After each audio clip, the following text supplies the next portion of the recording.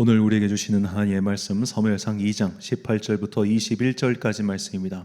사무엘상 2장 18절부터 21절까지의 말씀, 저와 함께 한 절씩 교독하시겠습니다. 사무엘은 어렸을 때 세마포 에봇을 입고 여호와 앞에서 섬겼더라.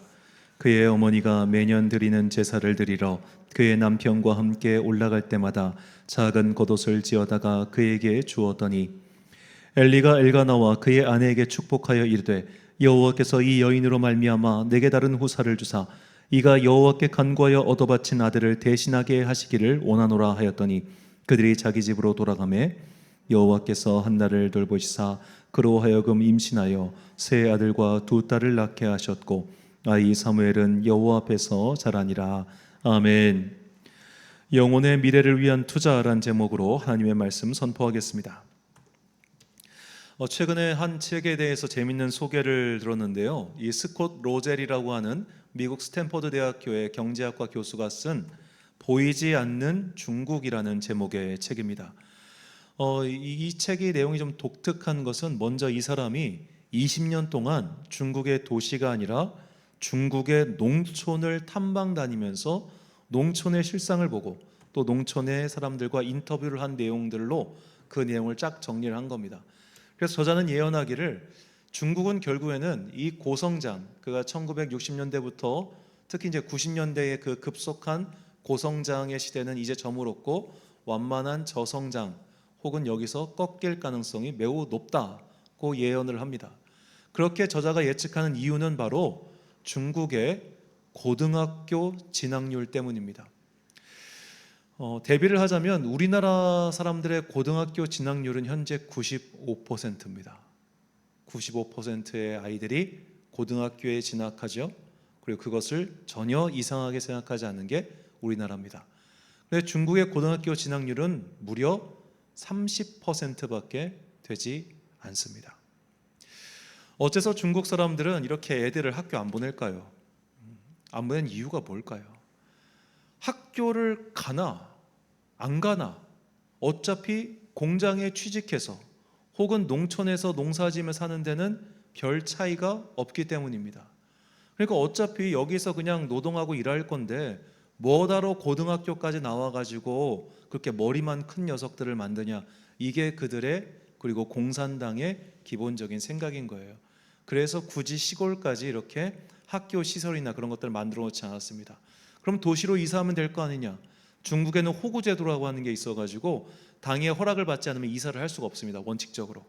그러다 보니까 그냥 그 지역에서 살면서, 학교도 없는 지역에 살면서 그냥 그렇게 있다 보니까 이제 도시와 시골의 격차가 어마어마하게 벌어졌고, 그리고 이제 과거의 산하 정책으로 인해서 결혼하지 못한 남성 인구 숫자가 무려 4천만 명이나 된다고 합니다. 그리고 통계학적으로 결혼하지 않은 남성은 범죄를 일으킬 확률이 매우 높다는 거죠. 그런데 문제는 과거와 달리 이제 현 세대의 문제가 뭐냐면은, 시골이든 도시든 스마트폰은 다 쓰고 있다는 거예요. SNS는 다 해요. 그러니까 도시에 살고 있는 내 또래의 남자아이들, 여자아이들은 이렇게 살고 있는데, 나는 시골에서 이 농사나 짓고 혹은 공장이나 가서 일만 하고 이게 뭐야 라고 하면서, 특히 남자아이들이 범죄 집단에 몸을 던진 이 사례가 엄청나게 늘고 있다고 합니다. 그래서 이제 얘네들이 밝히고 있지는 않지만 실제로 인신매매부터 시작해서 중국 시골로 가면 그야말로 무법천지, 범죄천지라는 거예요. 이런 것들이 결국 중국의 발목을 잡아서 이 나라가 고도 성장하지 못할 것이다. 이것이 저자의 의견입니다. 그리고 이런 의견은 매우 타당하죠. 자, 이게 OECD 국가들이 이제 고등학교와 대학교 고등교육 이수율을 보니까 1998년도엔 20% 정도였는데 2020년에는 이게 39%까지 늘어났습니다.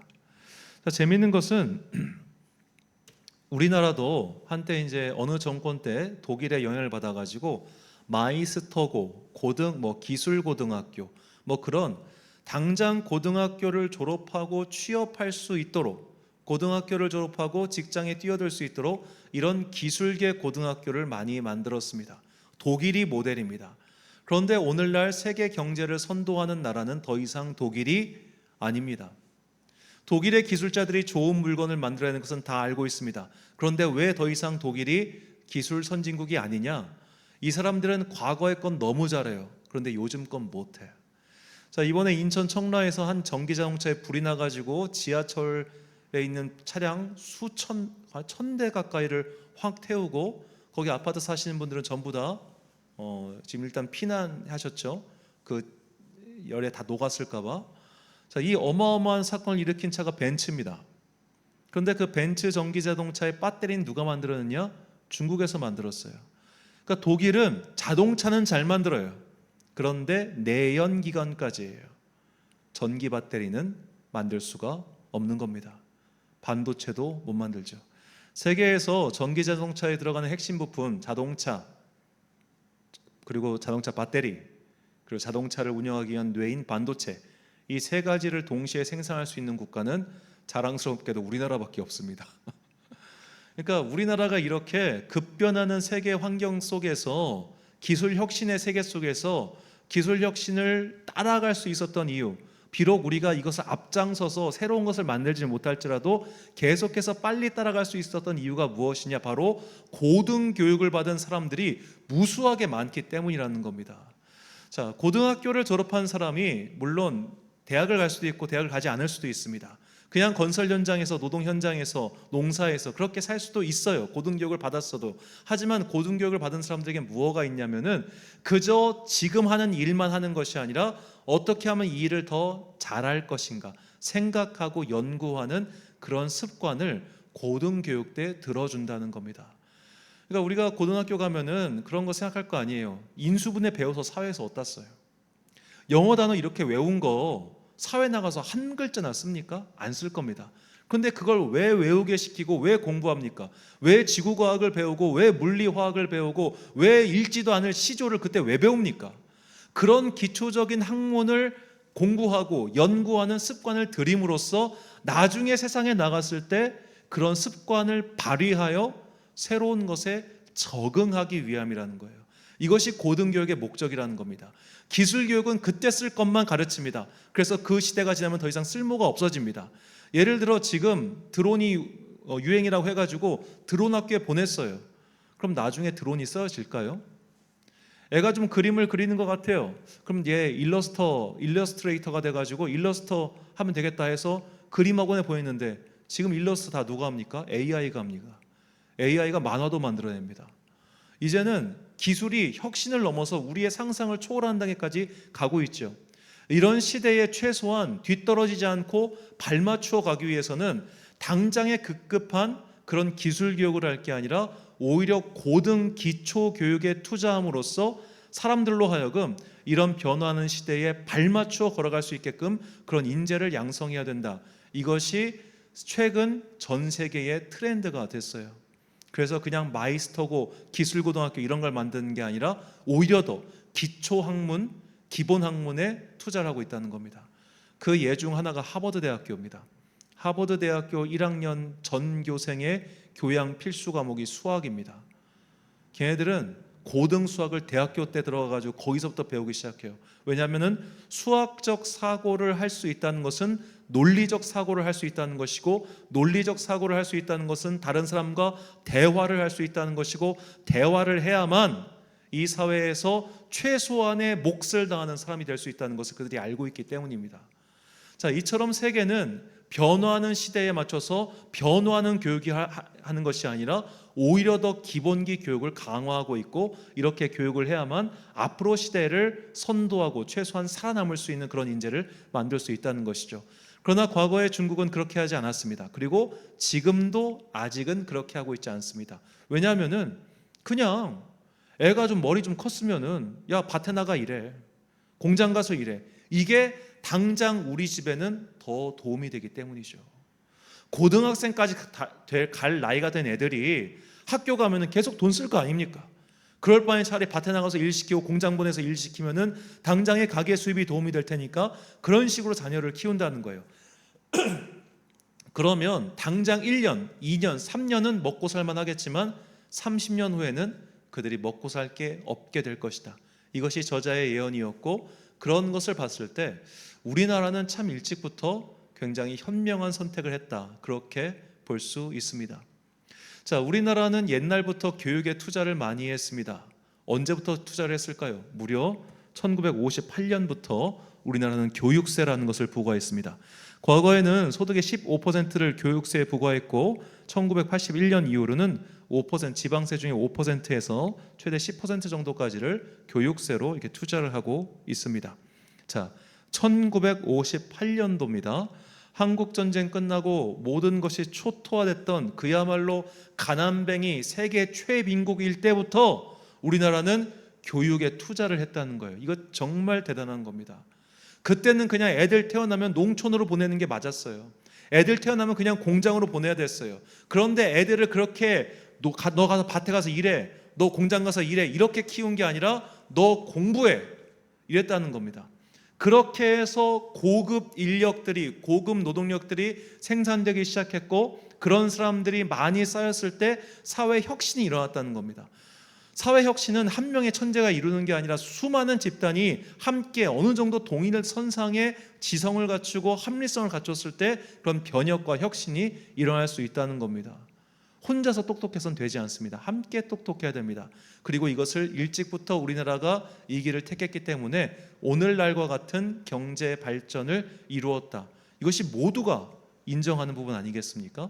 어려울 때일수록 당장의 이익에, 당장 먹을 거에 급한 것이 아니라 지금은 참고 지금은 인내해도 미래를 위해 투자했을 때 우리 민족, 우리나라가 살아난 것처럼 우리의 영혼을 위해서도 그런 태도가 필요하다는 겁니다. 당장 오늘의 기쁨, 오늘의 만족, 오늘의 쾌락, 이런 것을 추구하고 살면 우리에게 미래란 없습니다. 내일을 위해서, 앞으로 우리에게 예비되어 있는 그 영생을 위해서 이 땅을 살아가는 동안 때로는 인내하고 때로는 희생하고 때로는 참는 그런 삶의 자세가 필요하다는 것이죠. 이것이 영혼을 위한 미래의 투자인 것입니다.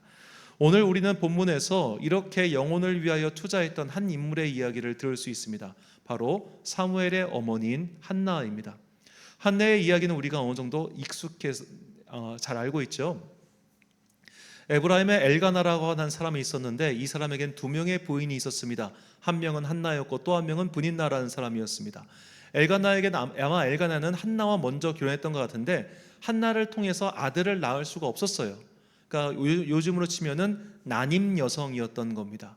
그러자 어쩔 수 없이 아마도 가게를 이어가야 되니까 둘째 부인 브닌나를 얻었던 것 같아요. 그런데 이 엘가나라고 하는 남편은 눈치 없이도 그저 첫째 부인의 한나를 무척 사랑하고 예뻐했던 겁니다. 그러자 이 둘째 부인 브닌나가 질투하기 시작했어요. 그래서 그때부터 첫째 부인을 괴롭히기 시작하는데 무엇을 빌미로 괴롭혔느냐? 너 애도 없잖아. 애 낳아본 적도 없지. 애 키워본 적도 없지. 아우 저 아들도 없는 저 참 비참한 이 인생아, 이런 식으로 막 속을 막 끓이게 만들었단 말이에요.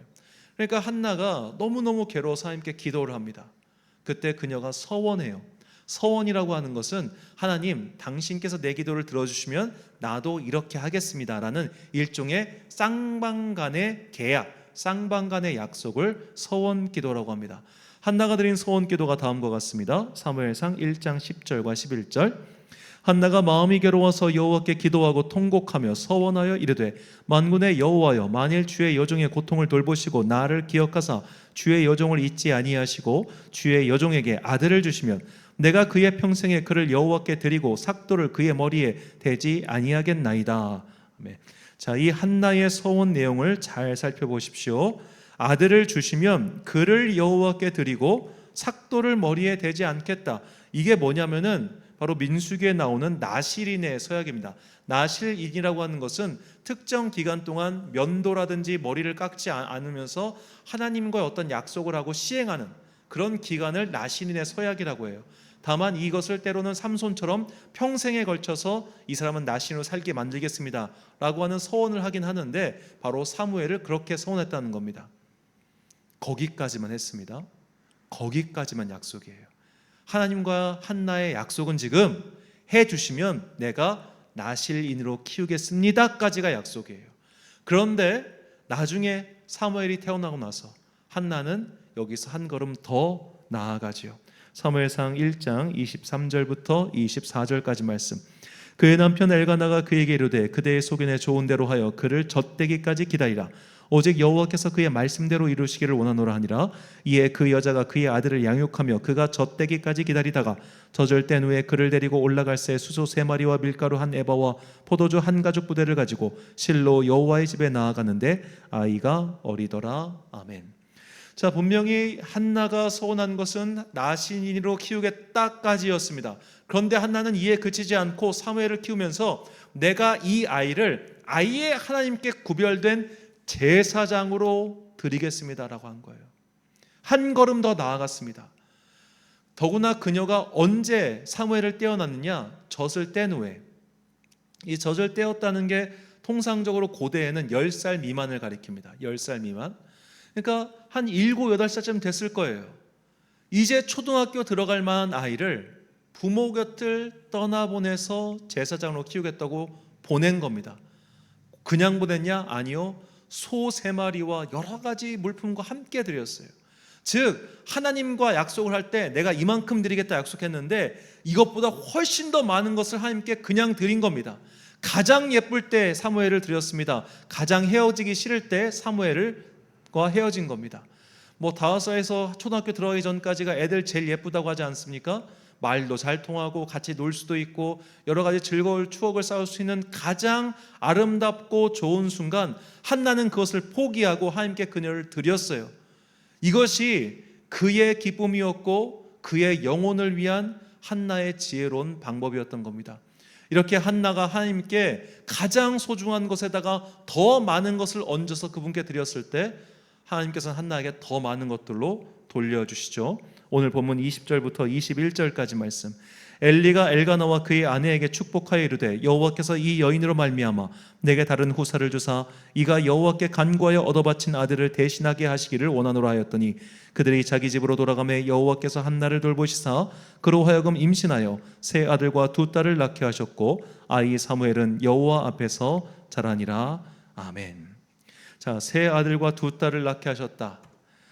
8년 동안 사무엘을 8년이 됐을지 7년일지 정확히 알 수는 없지만 여하튼 사무엘이 젖을 떼고 나서 이제 둘째가 없었어요. 한나에겐 이게 다예요. 그리고 그 전부를 하나님께 드렸습니다. 그래서 하나님께서 그녀에게 더 많은 것들로 채워주신 거예요.